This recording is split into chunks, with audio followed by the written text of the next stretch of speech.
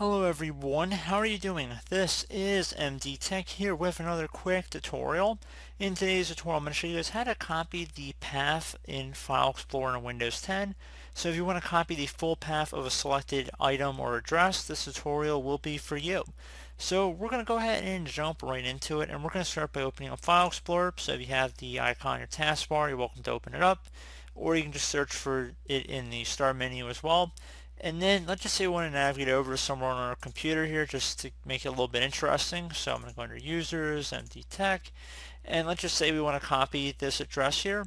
What we're going to do is press the Control and L key on our keyboard at the same time, or Alt and D. So again, Control L or Alt D at the same time. So one of those two combinations, I'll have them up on the screen again as well. So we're just going to go select the Control L, and you can see we have our path is now up on the top of the screen here. So you're welcome to just tap Control C to copy this, or you could right click inside this address field as well.